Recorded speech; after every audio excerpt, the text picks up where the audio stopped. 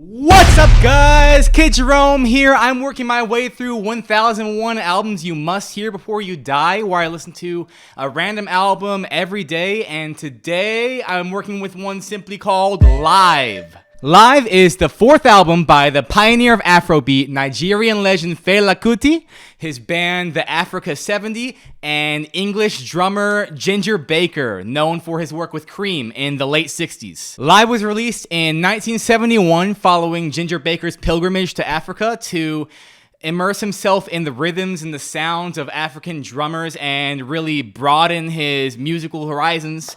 And it's a juggernaut of an album. We really got an amazing one on our hands. Only 5 tracks long, and one of them's completely instrumental. Clocking in at over an hour. We're really working with some very dense tracks here. Some very long cuts, many going over the 10-minute mark, but it could not be more worth it.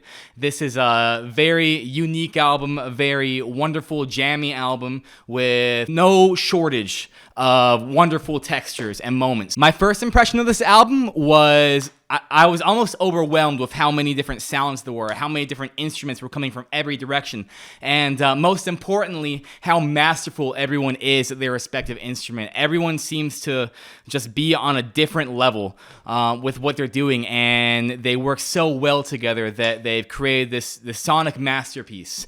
Let's see. Let's break down how many people are really on the stage at this moment. We have Ginger Baker on the drums, Fela Kuti on vocals, organ, and percussion.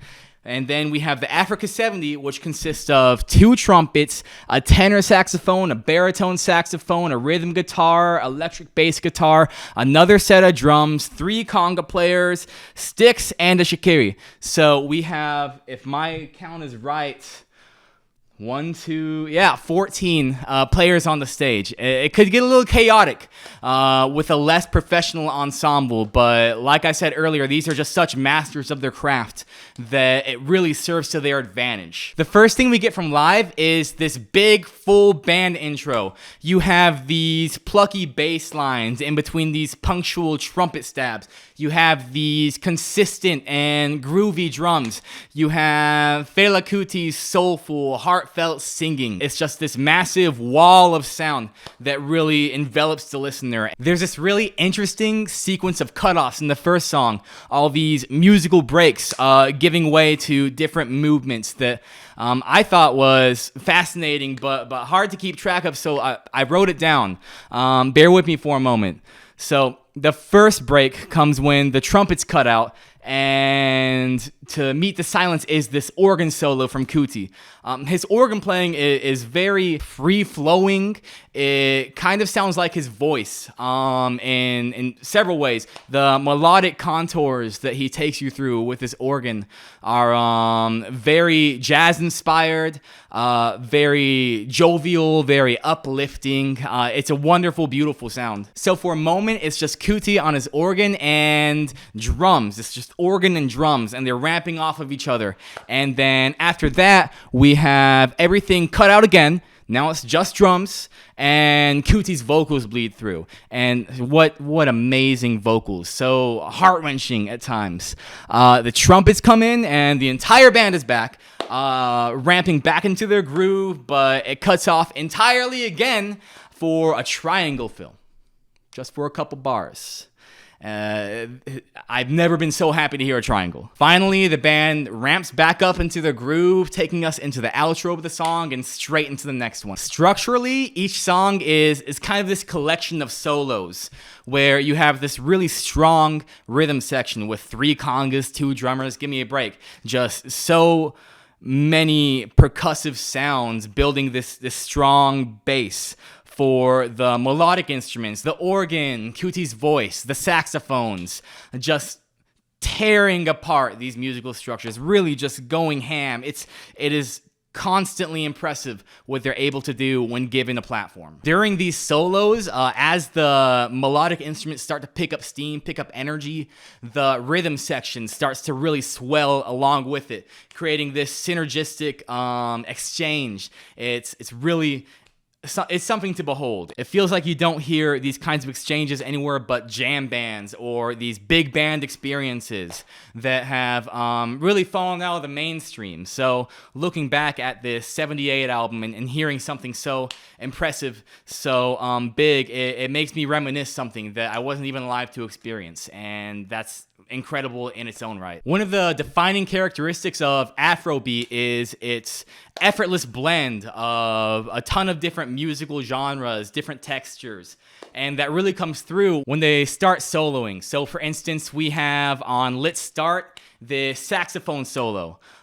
This really impressive saxophone solo that picks up an energy that builds up the rhythm section before it all kind of bleeds away into Kuti's organ solo. It's a very chilled, relaxed, very cool solo.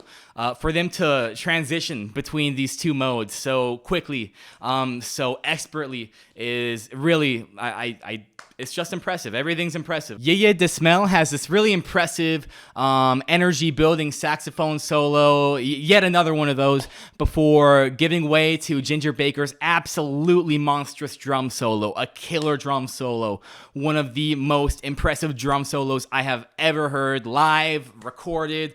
Doesn't matter. On each track, there's this melting pot of cultural textures that really serve to enrich the musical experience, that serve to flesh everything out, and create something new and undeniable. It's no surprise that Kuti was able to pioneer an entire genre with this sound, with this approach to songwriting, this approach to musical structures. We really gotta talk about Ginger Baker for a second here.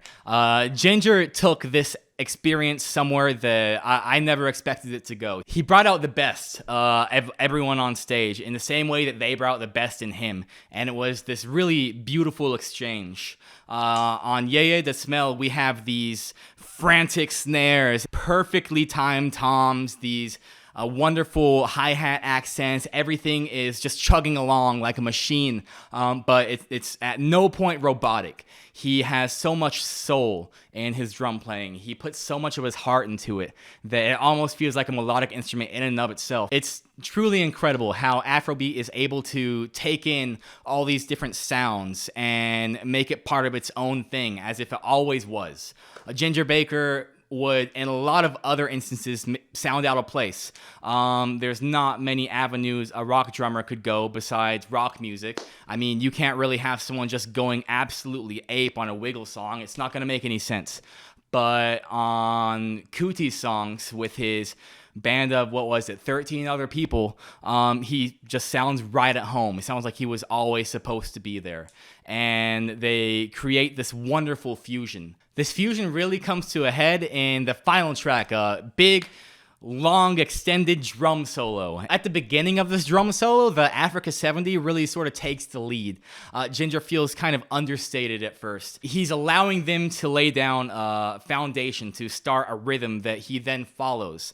Once he feels comfortable in this rhythm, he really starts to pick up steam and introduce some of his own techniques, some of his own Western-honed drum fills. And he's able to take the entire percussion section into new territory. It feels sort of like a conversation in which all parties involved take turns throwing out ideas. And the ones that everyone likes get sort of picked up on, and everyone centers around at one point maybe the congas, at one point maybe Ginger is doing something interesting and everyone has to support Ginger.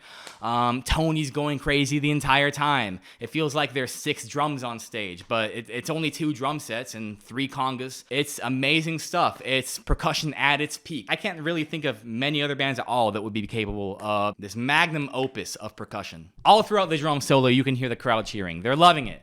They're egging them on, and it feels like the drums almost pick up based on the crowd's energy.